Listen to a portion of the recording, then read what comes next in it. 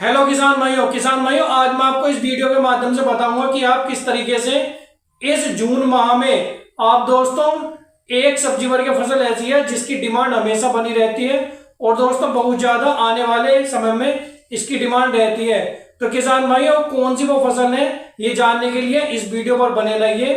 दोस्तों जैसा कि किसान भाई परंपरागत तरीके से खेती करके और परंपरागत फसलें लगा करके यानी कि परंपरागत फसलें जैसे एक बार लगा दी 5 से 6 महीने बाद उनकी कटाई होती है या 1 साल बाद उनकी कटाई होती है और दोस्तों बाजार में बेच आते हैं और किसान भाइयों उन्हें उतना लाभ नहीं मिल पाता है, उन्हें घाटा भी नहीं आता है। क्यों? क्योंकि किसान भाइयों उनमें खर्च ही उतना नहीं होता है। उसके विपरीत किसान भाइयों आप दोस्तों जैसे आधुनिक तरीके से खेती करके और दोस्तों जो सब्जी वर्गीय फसलें हैं उन्हें रोज बाजार में बेच करके दोस्तों डेली हार्वेस्टिंग करके आप किसान भाइयों अच्छा खासा मुनाफा कमा सकते हैं।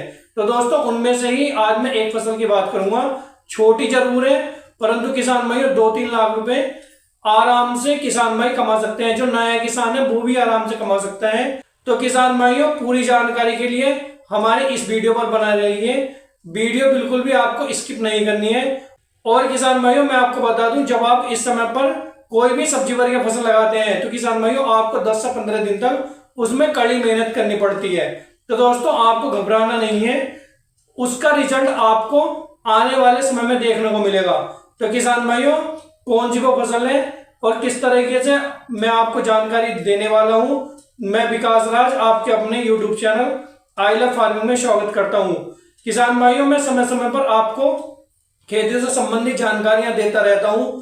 यदि आपको मेरे द्वारा दी गई जानकारी अच्छी लगती है तो किसान भाइयों आप मेरे चैनल को सब्सक्राइब कीजिए, बेल आइकन को दबा लीजिए ताकि जब भी मैं कोई वीडियो अपलोड करूं आपको सबसे पहले नोटिफिकेशन मिले और अन्य किसान भाइयों तक भी शेयर कर दीजिए ताकि वे भी इसका लाभ उठा सके। तो किसान भाइयों चलिए शुरू करते हैं। किसान भाइयों मेरी वो फसल है धनिये की। आपको दोस्तों कब बुआई करनी है, किस तरह से आपको बुआई करनी है और कौन सी वैरायटी के आपको बीज लेने हैं अच्छे वाले, और किसान भाइयों किस तरह से आपको सिंचाई करनी है और किस तरह से आप अपनी फसल को उसे ग्रो कर सकते हैं, ये सब मैं जानकारी आपको दूंगा। किस तरह की मिट्टी चाहिए, तो दोस्तों ये सब जानने के लिए आप इस वीडियो पर बने रहिए। तो किसान भाइयों सबसे पहले तो आपको अपने खेत की अच्छे से जुताई कर लेनी है। किसान भाइयों जुताई करनी है आपको, गहरी जुताई, ताकि दोस्तों जैसे जल भराव वगैरह होते हैं आने वाले समय में, जैसे बरसातें लग जाएंगी जल भराव होगा तो किसान भाइयों आपका जो जुताई गहरी रहती है तो किसान भाइयों उसमें जल सोखने की क्षमता बढ़ जाती है। तो दोस्तों एक तो यह फायदा होता है। और किसान भाइयों उसके बाद में आपको किस तरह की मिट्टी में इसकी बुआई करनी है। किसान भाइयों एक तो मिट्टी आपकी दोमट होनी चाहिए और किसान भाइयों यानी हल्की मिट्टी होनी चाहिए, रेतीली। तो दोस्तों रेतीली मिट्टी इसके लिए अच्छी रहती है, ज्यादा भारी मिट्टी इस समय पर धनिये के लिए अच्छी नहीं रहती है। तो दोस्तों एक तो आपको उस तरह की मिट्टी का चयन करना है और कौन से खेत का चयन आपको करना है। खेत दोस्तों आपको ऐसा चयन करना है जिसमें जल निकासी की अच्छी व्यवस्था हो, जिसमें पानी न ठहरता हो, क्योंकि दोस्तों आपके खेत में आने वाले समय में जल से संबंधित बीमारियां और अन्य बीमारियां देखने को मिल सकती हैं। तो किसान भाइयों इस तरह से आपको खाद वगैरह भी डालने हैं। तो दोस्तों आपको 2 से 3 ट्रॉली तो देसी खाद डालना है, सड़ा गला, कच्चा खाद नहीं डालना है। नहीं तो दोस्तों कच्चे खाद से क्या होता है आपके खेत में बीमारियां आनी शुरू हो जाती हैं। तो दोस्तों कच्चा खाद नहीं डालना है और आपको बेसल डोज के रूप में भी कुछ खाद वगैरह डालने हैं। किसान भाइयों खाद वगैरह आपको क्यों डालने होते हैं बेसल डोज के रूप में, क्योंकि किसान भाइयों इससे आपका खेत ताकतवर हो जाता है। यदि आपका खेत ताकतवर रहता है तो उसके रोग से लड़ने की क्षमता बढ़ जाती है आपकी फसल की। तो दोस्तों ये फायदा होता है खाद डालने का, अपने खेत को ताकतवर बनाने का।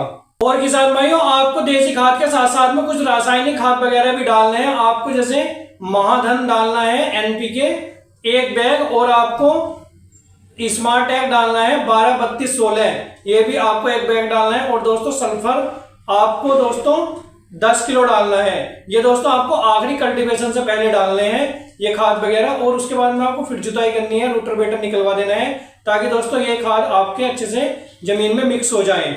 और किसान भाइयों उसके बाद में आपको फ्लैट सरफेस में आपको बुआई नहीं करनी है दोस्तों, आप कर भी सकते हैं, परंतु दोस्तों आपका उतना अच्छा उत्पादन नहीं निकलता है, उतना अच्छा आपका जमाव नहीं होता है, उतनी अच्छे से आप केयर नहीं कर सकते हैं। आपको किसान भाइयों मेड़ बना लेनी है और आपको एक मेड़ से दूसरे मेड़ की दूरी रखनी है 25 सेंटीमीटर। क्यों?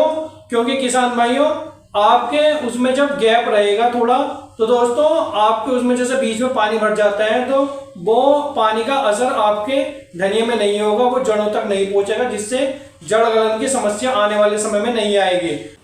और किसान भाइयों पौधे से पौधे की दूरी रखनी है आपको 10 से 12 सेंटीमीटर।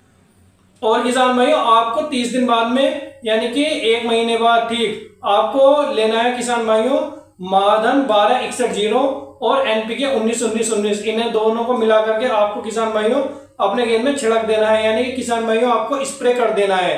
तो दोस्तों आप देखेंगे आपका धनिया आने वाले समय में बिल्कुल भी मार नहीं खाएगा और दोस्तों आपका जो धनिया की फसल है वो अच्छी होगी, अच्छे दाम उसे मिलेंगे, अच्छा मुनाफा आप आने वाले समय में कमाएंगे। तो दोस्तों इस तरह से आप कीजिए। और किसान भाइयों उसमें आपको जो खरपतवार है उसका नियंत्रण करना है, यानी खरपतवार आपको समय समय पर निकालते रहना है। यानी किसान भाइयों मैंने आपको बताया था शुरू में ही वीडियो के कि आपको इसमें मेहनत तो करनी पड़ेगी। तो दोस्तों यदि आप मेहनत करेंगे, खरपतवार निकालते रहते हैं, निगरानी करते रहते हैं, तो आपको आने वाले समय में अच्छा मुनाफा मिलेगा। बस दोस्तों आज की वीडियो में इतना ही। यदि आपको वीडियो पसंद आई हो तो किसान भाइयों मुझे सपोर्ट कीजिए, अन्य किसान भाइयों तक भी शेयर कर दीजिए। बस दोस्तों आज की वीडियो में इतना ही। मैं विकास राज आपसे विदा लेना चाहता हूं। धन्यवाद।